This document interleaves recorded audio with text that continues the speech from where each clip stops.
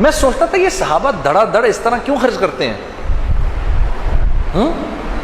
سیدنا عمر نے رضی اللہ تعالیٰ عنہ نے اپنی امارت کے دوران، یہ بھی حیات الصحابہ میں ہے، یہ آپ نے 1000 درہم کی ایک تھیلی لے کر غلام کو دی کہ جاؤ ابو عبیدہ کے پاس، امین الامت۔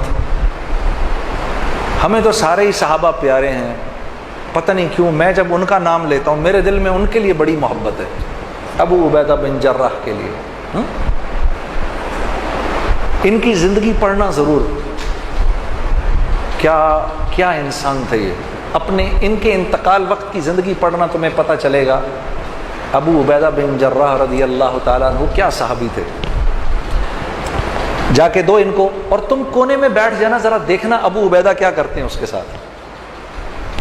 تو جی 1000 درہم کی تھیلی بھیج دی، تو پوچھا یہ کیا ہے جی؟ یہ جی 1000 اشرفیاں بھیجی ہیں۔ کس نے؟ امیر المومنین نے۔ کیوں؟ کہا جی آپ کی ضرورت۔ میں نے کب کہا مجھے ضرورت ہے؟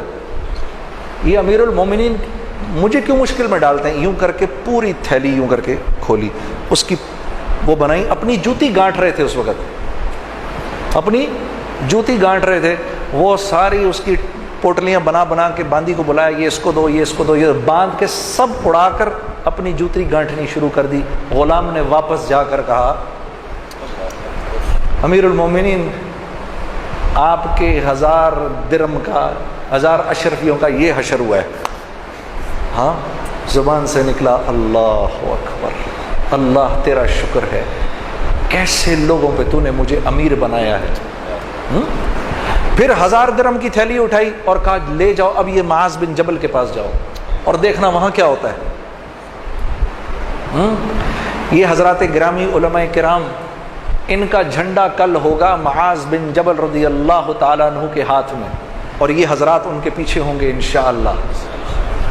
ہاں تو جناب ان کو دی، انہوں نے بھی ایسے کھول دی پوری تھیلی۔ کیوں بھیجا بھائی، کیوں بھیجا؟ ہم نے کب کہا امیر المومنین کیوں مشکل میں ڈالتے ہیں؟ سب بانٹ دی تو ان کی بیٹی اور ان کی بیوی آ گئی کہ بھئی ہمیں بھی ضرورت ہے۔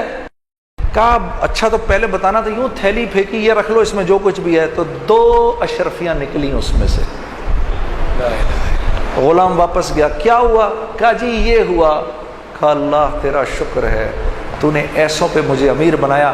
پھر فرمانے لگے معاذ بن جبل، ابو عبیدہ بن جراح اور حذیفہ بن یمان، یہ تینوں ایک دوسرے کے بھائی، کہ ان کو واقعی دل نہیں کرتا تھا، یہ جانتے تھے یہ مال اور طاقت اور حکومت کے بغیر پلنا جانتے تھے، اس لیے ان چیزوں سے ان کو کراہیت ہوتی تھی جو ہمیں پسند ہیں۔ ہاں ہمیں وہن ہو گیا ہے، ہمیں کیا ہو گیا ہے؟ وہن۔ تو صحابہ نے پوچھا یا رسول اللہ وہن کیا ہوتا ہے؟ کہا دنیا کی محبت اور آخرت کی کراہیت، موت کی کراہیت ہے ہمیں، ہم مرنا نہیں چاہتے، اللہ سے ملنے کا، اللہ سے ملاقات کا شوق نہیں ہمارے دل میں میرے دوست۔